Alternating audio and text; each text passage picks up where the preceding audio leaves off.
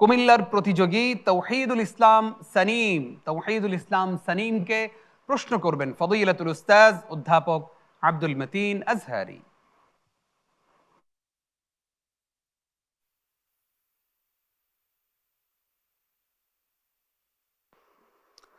السلام عليكم ورحمة الله وبركاته. وعليكم السلام ورحمة الله وبركاته. তৌহিদুল ইসলাম সানিম, কেমন আছো? আলহামদুলিল্লাহ, আপনি কেমন আছেন? আছি আলহামদুলিল্লাহ রাব্বিল আলামিন। রোজা কেমন যাচ্ছে? আলহামদুলিল্লাহ, রোজা রাখতে পারো ঠিকমতো? জি।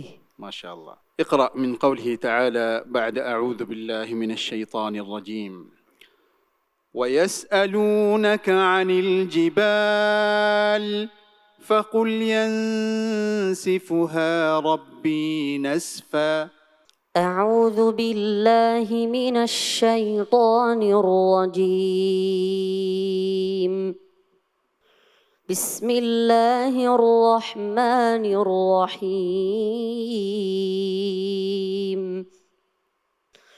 ويسألونك عن الجبال فقل ينسفها ربي نسفا فيذرها قاعا صفصفا لا ترى فيها عوجا ولا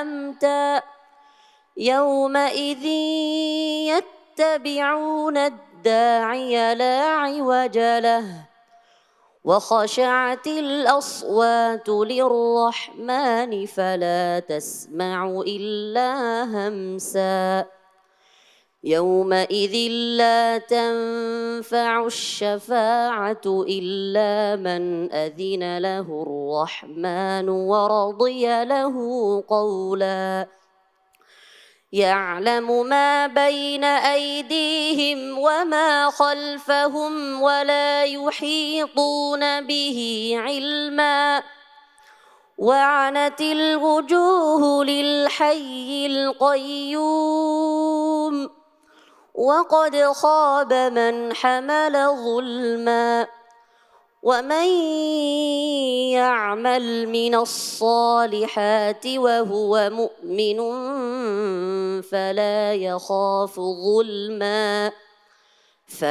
يخاف ظلما ولا هضما وكذلك أنزلناه قرآنا عربيا وصرفنا فيه من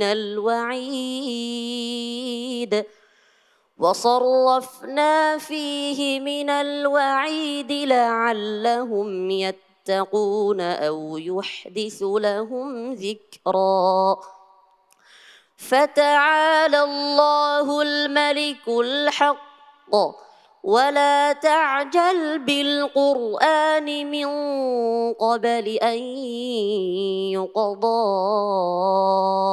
إليك وحيه وقل رب زدني علما ولقد عهدنا إلى آدم من قبل فنسي ولم نجد له عزما وإذ قلنا للملائكة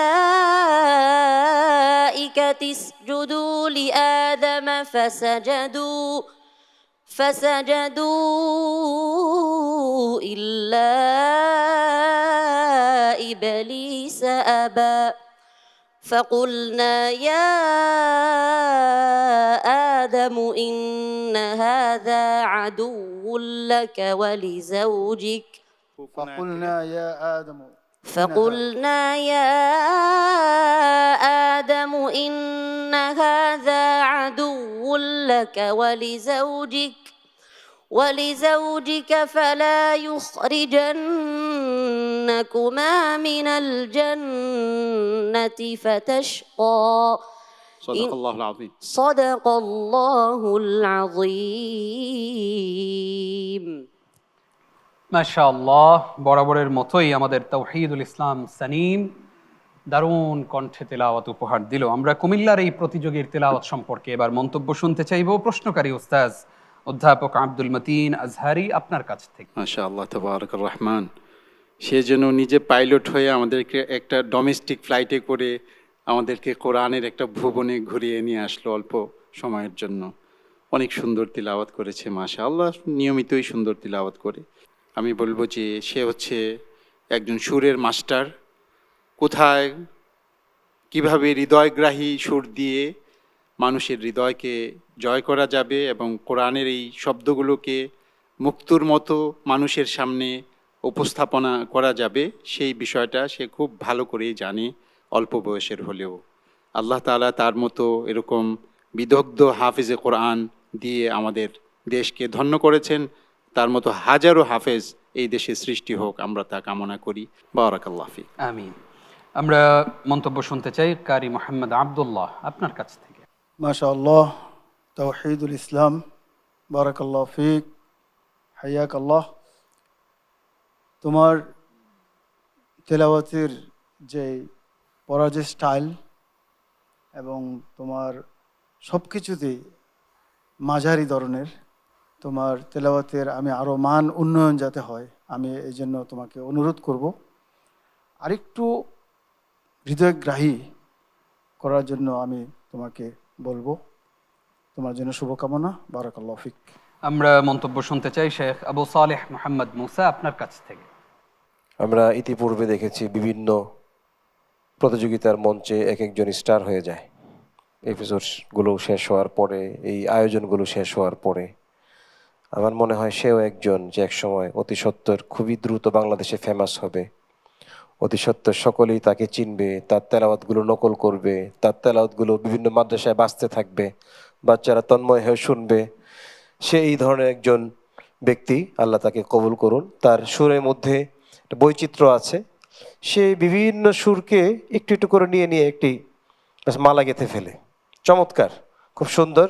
আল্লাহ তোমার সফলতা দান করুন উভয় জগতে। আমিন। আল্লাহুম্মা আমিন। তাওহীদুল ইসলাম, ওস্তাদরা যখন প্রশংসা করে তখন কেমন লাগে তোমার কাছে? ভালো লাগে খুব আলহামদুলিল্লাহ। ভালো লাগে না? একটা দোয়া শিখিয়ে দিচ্ছি, এই দোয়াটা সবসময় করবে। আল্লাহুম্মা জাআলনি শাকুরা ওয়াজআলনি সাবুরা ওয়াজআলনি ফি আইনি সগীরা ওয়া ফি আয়ুনিন নাসি কাবীরা। এই দোয়াটির অর্থ হলো যে হে আল্লাহ, আল্লাহুম্মা জাআলনি শাকুরা, আমাকে শুকরকারী বান্দা হিসাবে আপনি পরিগণিত করুন। ওয়াজআলনি সাবুরা, আমাকে সবরকারী হিসাবে আপনি কবুল করুন। ওয়াজআলনি ফি আইনি সগীরা, আমাকে আমার চোখে আপনি ছোট করে দিন। ওয়া ফি আয়ুনিন নাসি কাবীরা, মানুষের চোখে আপনি আমাকে বড় করে দিন। এই দোয়াটা শিখে রাখতে পারবে তো ইনশাআল্লাহ? জি এই ইনশাআল্লাহ। দোয়াটা তুমি সহ সবাই যাদের প্রশংসা সবচেয়ে বেশি করেন ওস্তাদগণ, তাদের অনেক বেশি এই দোয়াটা করা প্রয়োজন। আমিন। আসসালামু আলাইকুম ওয়া রাহমাতুল্লাহি ওয়া বারাকাতুহু।